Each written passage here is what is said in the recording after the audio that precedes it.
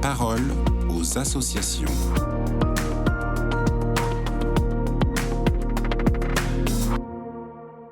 Bonjour à tous, bienvenue dans La Parole aux associations. Aujourd'hui, je suis avec Marine Latournerie. Bonjour Marine. Bonjour madame. Alors vous êtes juriste pour la Fondation Jérôme Lejeune et on va parler de la proposition de loi sur l'aide à mourir.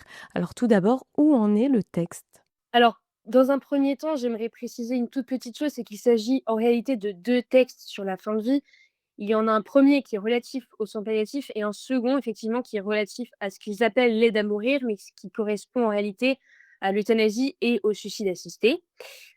Alors, ces deux textes viennent d'être adoptés en commission des affaires sociales à l'Assemblée nationale et sont en train d'être débattus en première lecture à l'Assemblée nationale, dont le vote solennel est prévu pour le 27 mai.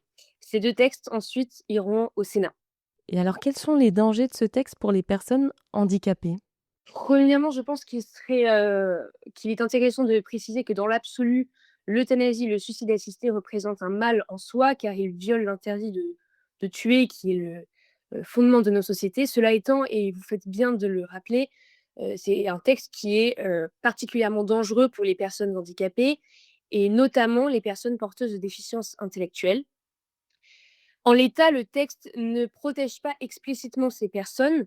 À l'article 6 de la proposition de loi, on retrouve une mention qui explique que la personne dont le discernement est gravement altéré par une maladie lors de la démarche d'une demande d'aide à mourir ne peut être regardée comme manifestant une volonté libre et éclairée.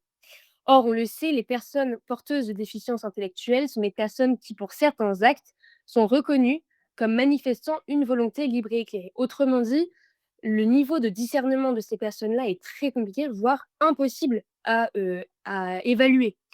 S'il fallait s'en convaincre, j'invite chacun à se rendre outre-Manche, au Canada plus précisément, avec un rapport qui a été rendu par le Comité des droits des personnes handicapées de l'ONU le 26 mars dernier, qui a épinglé le Canada, qui pratique des euthanasies sur des personnes pour le motif d'un handicap mental.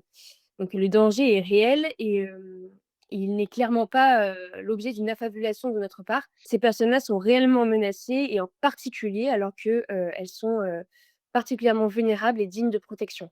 Et alors qu'est-ce que vous suggérez de faire ? J'invite chacun à en fait interpeller son élu, donc son député ou son sénateur dans sa circonscription, parce que ce sont eux qui finalement auront le pouvoir décisionnaire, c'est eux qui votent.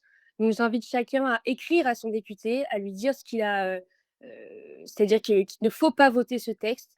Voilà, je pense que ça c'est la première chose à faire. Ensuite, à l'Assemblée nationale, il y a une pétition qui est en train de tourner, que j'invite également chacun à signer, une pétition qui justement se positionne contre l'euthanasie et le suicide assisté. J'invite chacun à la signer.